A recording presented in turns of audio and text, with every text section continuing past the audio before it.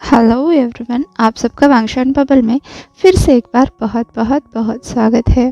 मैं पिछले 7 दिन से वीडियो पोस्ट नहीं कर रही थी। कुछ ज़रूरी काम था, मेरी ट्रेनिंग चल रही थी और उसके बाद मेरी फैमिली में एक डेथ हो गई, जिस वजह से मुझे इतना लंबा ब्रेक लेना पड़ा। बट नो वरीज़, अब से मैं फिर से रेगुलर हो जाऊंगी। तो आज मैं आपके साथ एक वन शॉट एफएफ शेयर कर रही हूँ। ये वन शॉट मैंने खुद ही सोचा था और इसे मैं डेडिकेट करना चाहती हूँ अपने एक फ़ैन को, जिसने मुझे बहुत सारे रिक्वेस्ट किए कि मुझे एक वन शॉट लेकर आना है क्योंकि उनके सिस्टर का बर्थडे है। तो आज जो वन शॉट मैं शेयर कर रही हूँ ये शियान वांग स्टोरी है और इसका जॉनर है एनिमीज़ टू लवर्स। तो इस स्टोरी में वांग जी लगभग 12 साल का होता है और उसके बड़े भाई लान सिचेन एक युद्ध पर गए होते हैं। इस युद्ध में वो अकेले नहीं होते, उनके साथ नी मिंगशे और यिलिंग प्रिंस, ये दोनों भी उनके साथ ही लड़ रहे होते हैं। 12 साल के वांगजी को एक दिन उसके अंकल आकर बताते हैं कि लान सिचेन की डेथ हो गई है। वांगजी को पता था लान सिचेन इस मिशन पर अकेला नहीं गया था, उसके साथ नी मिंगशे और यिलिंग के प्रिंस वी वुशियान भी थे। नी मिंगशे और लान सिचेन की शादी की बात चल रही थी, इसलिए वांगजी को पूरे तौर पर यकीन था कि नी मिंगशे लान सिचेन के साथ कुछ भी गलत नहीं कर सकते। ऊपर से नी मिंगशे खुद घायल हो चुके हैं, ऐसी बात चल रही थी। तो बचे प्रिंस वी वुशियान। अब वांगजी को उन पर पूरी तरह से शक होता है कि प्रिंस वी वुशियान ने ही ज़रूर लान सिचेन के साथ कुछ गलत किया होगा। इस बात को लगभग 6 महीने बीत चुके थे। वांगजी अभी भी अपने भाई को खोने के दुख से उबरा नहीं था। नी मिंगशे, यिलिंग पैट्रियार्क दोनों भी अपने अपने राज्य में थे। वांगजी एक बार दोनों से बात करना चाहता था, पर वो अभी भी बहुत छोटा था, इसलिए शायद खत के ज़रिए वो सही से बात नहीं कर पाता, इसलिए वो खुद उनसे मिलकर बात करना चाहता था। दूसरी तरफ वांगजी की पर्सनल लाइफ भी बहुत डिस्टर्ब हो चुकी थी। वांगजी एक टाइम पर क्लान लीडर का छोटा भाई था, उसकी बहुत रिस्पेक्ट थी। सारे सर्वेंट्स उसकी बात मानते थे क्योंकि अक्सर सेक्ट लीडर काम की वजह से बाहर रहा करते थे। उस काम में ज़्यादातर लड़ाइयाँ ही शामिल होती थी और पीछे वांगजी को बिल्कुल एक राजकुमार की तरह रखा जाता था। अभी पूरी सत्ता लान चिरेन के हाथ गई थी, जो नेचर में बहुत ही ज़्यादा स्ट्रिक्ट थे। सारे सर्वेंट्स उनसे बहुत डरते थे और लान चिरेन वांगजी को एक नया सेक्ट लीडर बनाना चाहते थे, इसलिए वो वांगजी के साथ भी बहुत सख्ती से पेश आते थे। कहीं ना कहीं सारे सर्वेंट्स ने इस बात को पॉजिटिव वे में लिया। वो वांगजी की चुगली किया करते थे। एक तरह से उनकी गलतियों से बचने का वांगजी बहाना बन गया था। वांगजी को आए दिन पनिशमेंट होती रहती थी, जैसे सेक्ट रूल को कॉपी करना, पर उसकी सारी परेशानियाँ यहीं पर ख़त्म नहीं हुई। जल्द ही वांगजी का जेंडर रिवील हुआ, जो कि एक ओमेगा था, और ये चीज़ वांगजी को बिल्कुल भी पसंद नहीं आई। वो अंदर तक हिल गया, पूरी तरह से टूट गया। वो जो अल्फ़ा होने के सपने देखता था, सेक्ट लीडर बनने के सपने देखता था, ये सोचता था कभी न कभी ये सब ख़त्म हो जाएगा। जब वो सेक्ट लीडर बनेगा तब वो उन सबको देख लेगा जिन्होंने भी आज उसे परेशान किया है। माना कि वो अपने अंकल से नफ़रत नहीं करता था, पर उनके स्ट्रिक्ट होने की वजह से वो उनके ज़्यादा करीब भी नहीं था। ऐसे में एक दिन वांगजी को उसके अंकल की तरफ से संदेशा मिला कि उसे यिलिंग से बुलावा आया है। पहले तो वांगजी ये समझ नहीं पाया कि उसे यिलिंग से बुलावा क्यों आया है। ऊपर से वो अपने अंकल के सामने कुछ बोल नहीं सकता था, उनकी सारी बात उसे माननी पड़ती थी। वांगजी बस हाँ बोल के वहाँ से चला गया। वो पूरे समय यही सोचता रहा कि उसके सारी परेशानियों की जड़ ये यिलिंग का प्रिंस है, जिसने उसके भाई के साथ होते हुए धोखे से उसे मार डाला और फिर एम्परर ने अंकल को उसका क्लान लीडर बना दिया, जिस वजह से वांगजी की सारी नोबल्टी छीन ली गई। वो लान परिवार में बस एक सदस्य के तौर पर रह गया। ऊपर से जब से ये यिलिंग प्रिंस उसके ज़िंदगी में आया है, उसका बैड लक शुरू हो गया है। वो ओमेगा बन गया। और अब यिलिंग की तरफ से उसे बुलावा आया है। वांगची ने अपने अंकल से पूछा, क्या ये बुलावा शादी के लिए है? इस पर लान चरेन एक पल के लिए बिल्कुल चुप हो गए। वांगची समझ गया, ज़रूर ये बात उसकी शादी की चल रही है। अब उसका दिल पूरी तरह से रिवेंज से भर गया। वो यिलिंग प्रिंस से जान के बदले जान लेना चाहता था। अब वांगची ने धीरे धीरे यिलिंग पैट्रियार्क के बारे में सारी बातें जानना शुरू किया। सबसे पहले उसे पता चला यिलिंग पैट्रियार्क की बहुत सारी कॉन्क्यूबाइन हैं। एक तो वो खुद 19 साल का है और उसने बस 3 साल में ही 9 शादियां कर रखी हैं। जब प्रिंस का जेंडर रिवील हुआ वो 16 साल का था। सबको पता चल गया कि वो अल्फा है, जिसके साथ ही उसके लिए रिश्ते आने शुरू हो गए। और प्रिंस ने सबसे पहले जिन क्लान की एक आमसी लड़की चिंगलोंग को पसंद किया और उसके बाद ये शादी का सिलसिला थमा ही नहीं। हर 4-5 महीने में प्रिंस एक नई लड़की से शादी करते और ऐसे ही उनकी देश की लगभग हर क्लान से एक ओमेगा से तो शादी हो रखी थी, सिवाय जियांग यानली के, जिसे वो अपनी बहन मानते हैं। वांगची ये सब देखकर इतना इरिटेट हो चुका था कि उसने ठान लिया था वो शादी के रात ही अपने हस्बैंड की जान ले लेगा। और अब उसने उल्टे दिन गिनना शुरू कर दिया था। 8 दिन बाद उसे यिलिंग के लिए निकलना था और उसके 8 दिन बाद उसकी यिलिंग के प्रिंस के साथ शादी थी। वैसे तो उस समय में शादियाँ जल्दी होती थी। 12-13 साल के ओमेगा और 14-15 साल के अल्फ़ा की शादी बहुत ही आम मानी जाती थी। ऐसे में देखा जाए तो प्रिंस भी अल्फ़ा है, ये बात रिवील होने में भी 2 साल की देरी हो गई थी। और वांगची को ऐसा लग रहा था कि ये अल्फ़ा किसी काम का नहीं है, मतलब वो कोई बहुत भद्दा सा बूढ़ा सा लड़का होगा, सर पे बाल नहीं होंगे, चेहरा खराब हो चुका होगा, ऊपर से वो किसी काम का भी नहीं होगा, क्योंकि उसने अपने इंस्टिंक्ट्स बताने में 2 साल की देरी जो की थी। और शायद इसीलिए चिंगलोंग से शादी करने के 3 साल बाद भी वो यिलिंग को वारिस नहीं दे पाए थे।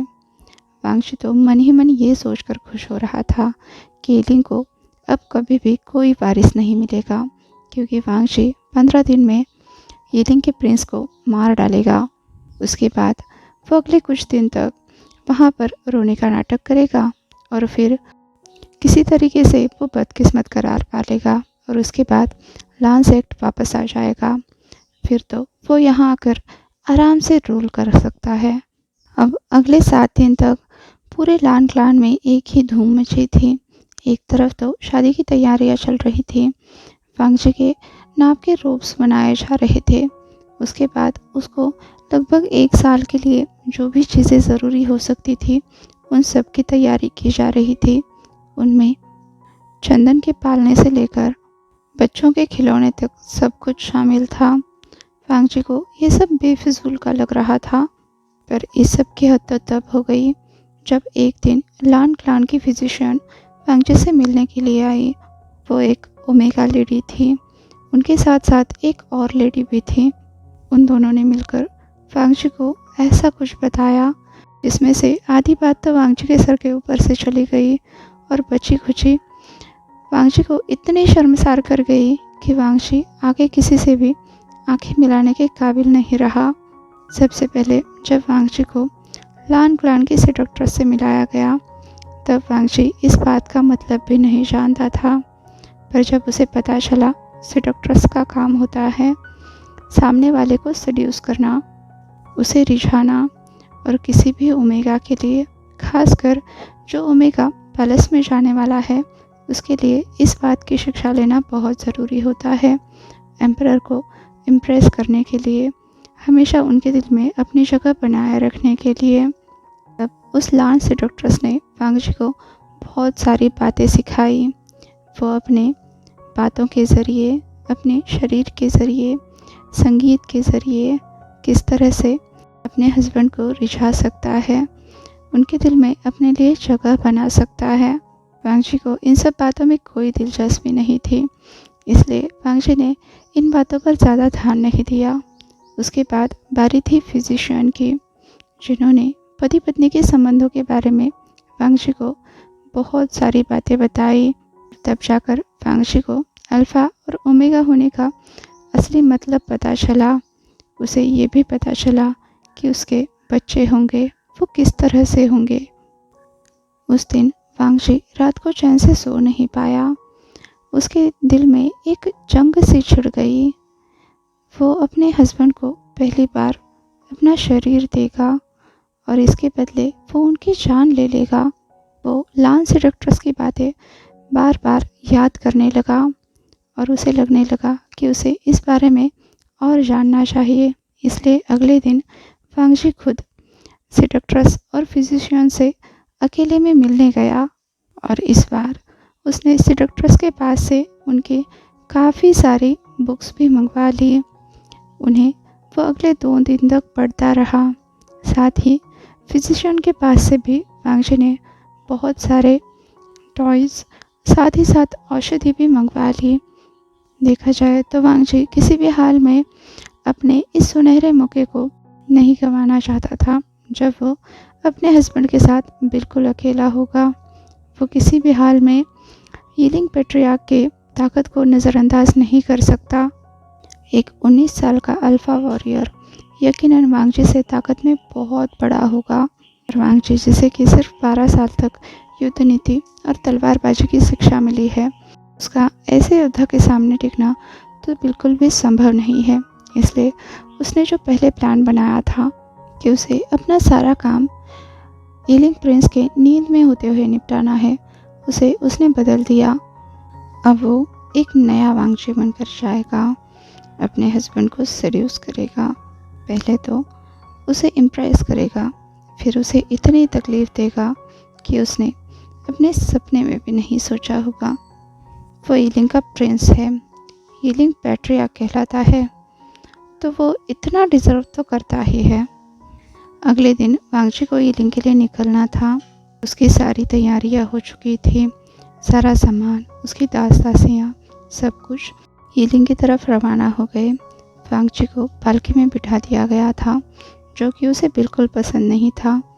इस हालत में कुछ नहीं बोल सकता था, पर उसने ठान लिया था जब वो वापस आएगा, सर ऊंचा करके घोड़े पर तन कर बैठ कर आएगा। अगले 6 दिन तक उनका काफिला एक के बाद एक सिटी पार करते हुए हीलिंग के बॉर्डर तक पहुंच गया। अब पूरा लान काफिला वहां पर एक इन में रुक गया। वो पूरी की पूरी इन उन्होंने अपने नाम पर बुक करवा ली थी। वहां पर वांगजी को बहुत अच्छी तरह से तैयार किया गया, बिल्कुल एक दुल्हन ओमेगा की तरह। उसको लाल रोब्स पहना दिए गए, बालों में तरह तरह के श्रृंगार कर दिए गए। वो रोब्स, वो सारे हेडपीस इतने भारी थे कि वांगजी को अभी से अपने प्लान पर डाउट होने लगा था। उसका चलना भी मुश्किल हो रहा था और अभी उसे अगले 4 से 5 घंटे तक इसी तरह से रुकना था। पर उसने भी अपने मन में ठान लिया था, आज करो या मरो का दिन है। या तो वांगजी अपना बदला लेगा या फिर खुद की जान दे देगा। लगभग 3 घंटे के बाद पूरी सिटी से होते हुए वांगजी की पालकी अब पैलेस के सामने थी। उसने आखिरी बार अपने परिवार से ब्लेसिंग्स लिए और फिर वेल पहनकर वो पैलेस के अंदर आ गया। सामने कुछ सीढ़ियों के ऊपर हीलिंग के प्रिंस खड़े थे। वांगजी उनकी तरफ देखना भी नहीं चाहता था, इसलिए उसने अपनी नज़रें झुका कर रखी। उसके श्रृंगार में उसका चियानगुन पाउच भी शामिल था, जो उसके बड़े भाई ने उसे दिया था। उसी में वांगजी ने अपना खंजर छुपाया था। वैसे तो वांगजी अपनी तलवार को विशेन नाम देना चाहता था, पर उसकी तलवार उसके प्रेजेंटेशन के साथ ही छीन ली गई। जब उसका जेंडर रिवील हुआ था और सबको ये पता चला था कि वो एक ओमेगा है, उससे वो सारे हक छीन लिए गए जो एक अल्फा वारिस को मिलते हैं और वांगजी के हाथ में ये जेड का खंजर पकड़ा दिया गया। पर इसके साथ ही सही वांगजी ने अपना कल्टिवेशन नहीं रोका।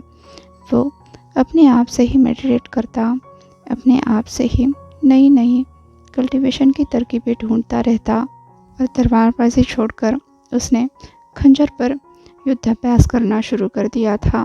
वांगजी ने अपने चियानगुन पाउच को अपने हाथ में कसकर पकड़ लिया। ये बात लान चिरेन ने भी देख ली तो उन्होंने चुपके से वांगजी से कह दिया कि तुम अपने लान परिवार से ऐसी कोई भी याद अपने साथ नहीं ले जा सकते जो तुम्हें अपने ससुराल में घुलने मिलने से रोक देगी, इसलिए तुम्हें इस चियानकुन पाउच को भी यही छोड़ना होगा। वांगजी उस पाउच को देना तो नहीं चाहता था, पर लान चिरेन के आगे किसी की एक भी नहीं चलती, इसलिए उसने वेल में ही उस पाउच को खोलकर उसमें से अपनी बिशें निकाली और उसे अपने बालों में सजाया और उस पाउच को लान चिरेन के हाथ में थमा दिया। उसकी लान परिवार के साथ जुड़ी हुई आखिरी चीज़ भी पीछे छूट गई और अब वो हीलिंग प्रिंस की तरफ चलने लगा। हीलिंग प्रिंस थोड़े से सीढ़ियों के ऊपर उसका इंतज़ार कर रहे थे। वांगजी को अकेले चलकर वहाँ तक जाना था। उसके बाद दोनों मिलकर आगे की सीढ़ियाँ तय करके सबसे ऊपर आने वाले थे। प्रिंस ने अपने हाथ में सैटिन के फूलों का गुलदस्ता पकड़ा हुआ था, जिसका एक छोर वांगजी को पकड़ना था। अब वांगजी आगे बढ़ा। प्रिंस के सामने जाकर उसने झुककर वो सैटिन के फूलों के गुलदस्ते का दूसरा छोर पकड़ना चाहा, तो प्रिंस को लगा कि वांगजी उनके सामने बो कर रहा है। वैसे भी वांगजी मुश्किल से प्रिंस के कमर से ऊपर आ रहा था और वो उन्हें इतना रिस्पेक्ट दे रहा था। ये देखकर प्रिंस ने तुरंत वांगजी को खड़ा किया। वांगजी को पहली बार बहुत अजीब लगा। उसे इस अल्फा की ताकत महसूस हो रही थी। उसके ओमेगा इंस्टिंक्ट्स उसे सबमिशन के लिए फोर्स कर रहे थे और इनर ओमेगा तो पागल हुआ जा रहा था, जैसे उसे उसका मेट मिल गया हो। पर वांगजी अभी अपने मेट को पहचान नहीं सकता था और वैसे भी इस वर्ल्ड में जब तक मेट का पता चल जाता तब तक एक ओमेगा किसी भी घराने में बस चुका होता। उसके कई सारे बच्चे भी पैदा हो चुके होते। फिर तो मेट ढूंढने का कोई मतलब ही नहीं रहता। उसको अपने अल्फा के साथ ही अपनी आगे की ज़िंदगी बसर करनी होती। यही सोचते हुए वांगजी ने अब हीलिंग पैट्रियर्क के साथ सीढ़ियाँ चढ़ना शुरू किया। दोनों तरफ काफ़ी सारे लोग खड़े थे, जिनमें हीलिंग के राजसभा के लोग, साथ ही बहुत सारे क्लान के लोग भी मौजूद थे। वांगजी को सीढ़ियाँ चढ़ने में भी दिक्कत हो रही थी, पर प्रिंस ने अपनी गति धीमी कर दी, जिससे वांगजी भी उनसे कदम से कदम मिलाकर सीढ़ियों से ऊपर जाकर खड़ा हुआ। फिर वहाँ पर शादी की रस्में शुरू हो गई। वांगजी हर तरफ देख रहा था, कोई पहचान का चेहरा उसे मिले, ये ढूंढने की कोशिश कर रहा था। वहाँ पर जितने मैन नीचे खड़े थे उतनी ही औरतें स्टेज के दोनों तरफ खड़ी थी। वांगजी समझ सकता था ये सब हीलिंग पैट्रियार्क की वाइफ्स होंगी, उनकी दासियाँ, और बाकी के सेवकों की वजह से वहाँ पर बहुत ही थोड़ी सी जगह थी जहाँ पर प्रिंस और वांगजी खड़े हुए थे। अब वांगजी ने हीलिंग पैट्रियार्क के साथ हेवन और अर्थ के सामने कसम ली, फिर अपने एंसेस्टर के सामने और फिर एक दूसरे के सामने झुककर प्रणाम किया। उनकी शादी का समारोह पूरा हो गया और फिर वांगजी भी अपने 2 सेविकाओं के साथ उस पूरे रानी परिवार के साथ रानी महल की तरफ निकला। वैसे तो शाम को बैंक्वेट होना था, इसलिए वांगजी का वहाँ पर भी मौजूद होना ज़रूरी था, पर उससे पहले वांगजी, जो इतना छोटा सा 13 साल का लड़का है, ओमेगा है, उसे थोड़ा सा आराम मिले, ऐसे पहले रानी की ख्वाहिश थी। इसलिए वांगजी को उसके क्वार्टर्स तक ले जाया गया। ये पूरा महल, जो रानी महल के नाम से जाना जाता था, ये मेन पैलेस से अलग था। यहाँ पर हर तरफ ओमेगाज ही ओमेगाज भरे थे। वहाँ पर वांगजी को भी एक क्वार्टर मिला, जहाँ पर उसे अपने 2 सेविकाओं के साथ रहना था। उसकी सेविकाएं उसका सारा सामान ठीक से लगाने लगी और वांगजी को फिर से एक बार शाम के बैंक्वेट के लिए तैयार कर दिया गया। पर महाराज की तरफ से सूचना आई कि अभी बैंक्वेट में वांगजी को आने की ज़रूरत नहीं है। वांगजी इस बात से थोड़ा सा नाराज़ हो गया। उसके ईगो पर यह बात लग गई, क्या महाराज उसे इस काबिल भी नहीं समझते कि उसे बैंक्वेट में आने दिया जाए। अब तो उसके दिल में न सिर्फ अपने हस्बैंड मतलब प्रिंस के लिए बल्कि उसके पिता के लिए भी नफरत बढ़ने लगी। वांगजी को बहुत समय तक वेडिंग रोब्स में प्रिंस का इंतज़ार करना था, पर ऐसा नहीं हुआ। कुछ देर बाद वहाँ पर एक लेडी आई। उसने वांगची के दासियों को बता दिया कि वांगची को वेडिंग रोब्स पहन कर रखने की ज़रूरत नहीं है, इसलिए अब वांगची को फिर से एक बार नहलाया गया। उसके वेडिंग रोब्स और साथ में केश का जो श्रृंगार है वो सब कुछ हटा दिया गया। वांगची को सिंपल से रोब्स पहना दिए गए। वो गुलाबी रंग के रोब्स भी वांगची पर बहुत ज़्यादा जच रहे थे। वांगची अब अपने हस्बैंड का इंतज़ार करने लगा। बहुत रात हो गई, बैंक्वेट का टाइम भी कब का निकल गया, आतिशबाजियाँ भी ख़त्म हो गई, पर प्रिंस अभी भी वांगची के पास आने का नाम नहीं ले रहे थे। वांगची बहुत ज़्यादा गुस्सा था। अगर उसके हाथ में होता तो वो अभी के अभी किसी तरह से प्रिंस को मारकर वहाँ से भाग जाता, पर जब उसने प्रिंस की आकृति देखी, मतलब अगर वांगची के ऊपर आधे वांगची को और लगाया जाए तब जाकर वांगची उनसे आंखें मिलाकर बात कर सकता है, ऐसे आदमी को वांगची अकेले कैसे मारेगा? ये सोचते हुए वांगची ने अपनी व्यूह रचना बदलने के बारे में सोचा। पता नहीं प्रिंस उसको नोटिस भी करेंगे या नहीं, उसका सारा सिलेक्शन सब कुछ धरा का धरा न रह जाए। ये सोचते हुए वांगची अभी भी अपने हस्बैंड का इंतज़ार कर रहा था, पर प्रिंस ने आने में बहुत देर कर दी। लगभग आधी रात बीत गई। वांगची गुस्से में तिलमिलाता हुआ एक के बाद एक व्यूह रचना करता गया, पर उसकी कोई भी बात उसके मन को रास नहीं आती थी। कोई भी रचना उसको इतनी नहीं भाती थी कि वो एक झटके में ही अपना काम कर दे और यहाँ से गायब हो जाए। इसी सोच में वो थक हार कर बेड पोस्ट से सर टिकाकर बस ऐसे ही लेटा रहा। तभी वहाँ पर कुछ आहट हुई और वांगची को एहसास हुआ कोई उसके सामने बैठा है। वांगची ने अपनी आंखें कसकर बंद कर ली। तभी उसे पता चला उसका वेल हटाया जा रहा है। वो समझ गया उसके सामने उसके हस्बैंड है। वांगची को तुरंत अपनी बिशन की याद आई, पर वो तो उसकी दासियों ने कब की निकाल रखी थी। क्या वांगची अपने हस्बैंड को दांतों से काट ले? पर क्या दांतों से काटने से इंसान मरते हैं?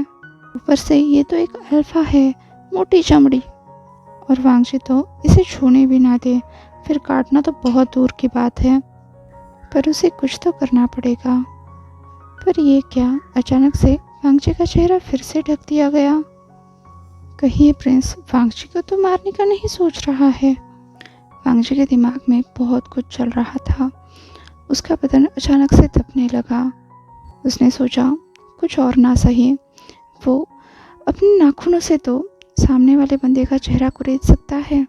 उसने आंखें खोली और सामने देखना चाहा, पर सामने तो कोई भी नहीं था। वांगची ने इधर उधर देखा। वो पूरा रूम पूरी तरह से खाली था। अब वांगची अपनी जगह से उठ गया। उसने हर तरफ छान मारा, पर उसे कहीं भी अपने हस्बैंड का नामो निशान नहीं मिला। से भी उसे आते वक्त भी उनकी आहट नहीं हुई थी। बस उसका वेल हटाया था, कहीं हवा से तो नहीं हटा, या फिर यहाँ पर कोई भूत है? वांगची को कुछ भी समझ नहीं आया। वो डरने लगा। एक तो उसकी सेविकाएं भी उसके पास नहीं थी, पर उसे समझ तो आ रहा था उसकी वेल किसी इंसान ने उठाई थी, उसके अल्फा ने उठाई थी, उसके हस्बैंड ने। सब कुछ गलत हो सकता है, पर उसके हस्बैंड की सेंट गलत नहीं हो सकती। वांगची ने उस सेंट को शादी के वक्त नोट कर लिया था। अब वो सोचने लगा, जाने दो, वो उसका हस्बैंड है, अभी नहीं तो फिर कभी सही वो वांगची के पास लौटकर आएगा तो, और तब वांगची अपना रिवेंज ले लेगा, उसे मार कर। वो रात वांगची बिल्कुल भी नहीं सो पाया। अगली सुबह हुई। वांगची को प्रिंस के साथ राजमाता से मिलने जाना था। उन्हें लान परिवार से लाई हुई भेंट दिखानी थी, पर यह बात भी नहीं हो पाई। प्रिंस ने इस चीज़ के लिए मना कर दिया, और राजमाता की तरफ से भी ये संदेशा आया कि वांगची को ये सब फॉर्मेलिटीज़ करने की ज़रूरत नहीं है, वो छोटा है तो आराम से रहे। अब वांगची जो पूरे दिन ये सोच रहा था कि वो कम से कम किसी और इंसान से मिलेगा, उन्हें जानने पहचानने का मौका मिलेगा, तो उसे वो भी नहीं बन पाया। अब तो वो और भी ज़्यादा फ्रस्ट्रेट हो गया। रात होते होते वांगजी को इतनी लंबी जर्नी के सारी थकान ने घेर लिया और वो जल्दी ही सो गया। उस रात प्रिंस उसके चैम्बर में आए भी, लेकिन वांगजी की दासी ने पहले ही उन्हें बता दिया कि वांगजी सो चुका है। इसलिए प्रिंस उस रात भी वांगजी से बिना मिले ही वहाँ से चले गए। अब अगले कुछ दिन वांगजी के लिए बहुत बिजी रहे। सबसे पहले तो वो सबसे बड़ी रानी से मिला, जो प्रिंस की पहली पत्नी थी, चिंगलोंग। उसे पता चला कि महारानी को म्याम्या भी कहा जाता है। उन्होंने वांगजी से बहुत सारी बातें की। उससे पूछा कि वो कहाँ से है, उसकी जगह को क्या कहा जाता है। तो वांगजी ने भी बताया कि वो पहाड़ों से है, वो जहाँ रहता है उस जगह को वुसु कहा जाता है, उसके क्लान का नाम लान क्लान है। उसने अपने परिवार के बारे में बताया। महारानी और वांगजी में अच्छी खासी दोस्ती हो गई। उल्टा वांगजी को उन्हें देखकर ऐसा लगने लगा कि काश अगर उसकी बड़ी बहन होती तो वो बिल्कुल उसकी मैमा जी की तरह होती। अब ये सिलसिला रोज़ाना होने लगा। रोज़ प्रिंस की एक नई रानी वांगजी को बुलावा भेजती और वांगजी उनसे बातें करने के लिए चला जाता। वो सारी लड़कियां, सारी ओमेगाएं थी, सभी वांगजी से बहुत बड़ी थी। कोई 3 साल से, कोई 4 साल से, कोई 5 साल से, यहाँ तक कि महारानी म्याम्या तो लगभग प्रिंस की उम्र की ही थी। वो भी 19 साल की थी, वांगजी से 6 साल बड़ी। वांगजी सभी को जिजिए बुलाने लगा और उन सभी जिजियों के आंखों का तारा बन गया। उस पैलेस से अलग ये रानी महल खुद का अपना ही संसार था, जहाँ पर सभी एक दूसरे की केयर करते थे, एक दूसरे को बहनें मानते थे। यहाँ पर वांगजी का नया परिवार बन गया था। वांगजी यहाँ पर इतना खुश था कि वो लगभग भूल ही गया था कि यहाँ पर उसकी भी शादी हो चुकी है और सभी एक रिश्ते में बंध गए हैं। उन सभी के हस्बैंड एक ही हैं, जिसकी मौत वांगजी चाहता है। आगे लगभग 2 महीनों का समय बीत गया। वांगजी यीलिंग के लोगों के साथ पूरी तरह से घुल मिल गया। लोग मतलब उसकी सारी कॉन्क्यूबाइन जिजिए, जिको अपनी म्याम्या जिजिए की तरफ से बहुत सारी छूट मिल गई थी। जैसे वो तलवारबाजी कर सकता था, जब चाहे लाइब्रेरी में जा सकता था, यहाँ तक कि वेंचिंग जिजिए उसे अलग अलग प्रकार की औषधि बनाना भी सिखा रही थी।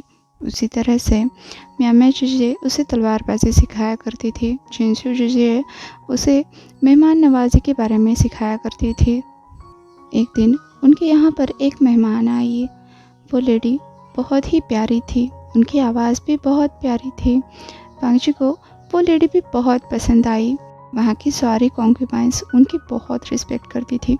सभी उन्हें जिजिए कहकर बुला रही थी, इसलिए वांगजी ने भी उन्हें जिजिए बुलाया। वो लेडी अपने भाई के बारे में बता रही थी, जिसका नाम वींग था। वो बहुत ही नटखट था, बहुत प्यारा, जिसकी शरारतों के किस्से सुनकर वांगजी तो उसका फ़ैन हो गया। उसने ठान लिया वो एक दिन इस वींग से ज़रूर मिलकर रहेगा। वह सभी कॉन्क्यूबाइंस वहाँ पर हंसते हुए, खिलखिलाते हुए बातें कर रही थी। तभी वहाँ पर एक सेवक भागता हुआ चला आया और यानली के सामने आकर गिर गया। कुछ दासियों ने तुरंत उसे उठाया, पानी पिलाया और जब वो यानली की तरफ बार बार पौ करते हुए रोने लगा तो सभी कॉन्क्यूबाइंस परेशान हो गई, साथ में यानली भी। आपके भाई युद्ध में जख्मी हो गए हैं, उन्हें बहुत गहरा घाव लगा है। ये देखकर सारी कॉन्क्यूबाइंस डर गई, शॉक हो गई। यानली भी तुरंत उठकर वहाँ से चली गई और म्याम्या ने सभी कॉन्क्यूबाइंस को अपने अपने महल में जाने के लिए कहा। वांगजी भी तुरंत अपने क्वार्टर्स में लौट आया। उसे बहुत बुरा लग रहा था कि यानली जिजिए का छोटा भाई जो इतना प्यारा है, उसे किसी ने घायल कर दिया है। उसे शक हो रहा था, कहीं ये प्रिंस का ही तो काम नहीं। आज के लिए बस इतना ही। आई होप आप ये स्टोरी समझ रहे हो। ये मेरी इमेजिनेशन है और मैं बहुत डर रही हूँ कि ये कैसे जाएगी, पता नहीं। मैं इसे एक चैप्टर में ख़त्म करना चाहती थी, पर पता नहीं और ये कितना जाएगी। मैंने जो इसका रफ ड्राफ्ट बनाया था, ये उसमें से 25% तक कंप्लीट हो गई है। तो होप कि ये जल्दी ख़त्म हो जाए। आपको ये स्टोरी कैसी लगी मुझे कमेंट करके ज़रूर बताइएगा, ताकि मैं इसे आगे बढ़ा सकूँ, वरना मैं इसका सेकंड पार्ट नहीं लेकर आ रही। तो चलिए जल्द मिलते हैं, तब तक के लिए वांगशान बबल में खुश रहिए। Thank you.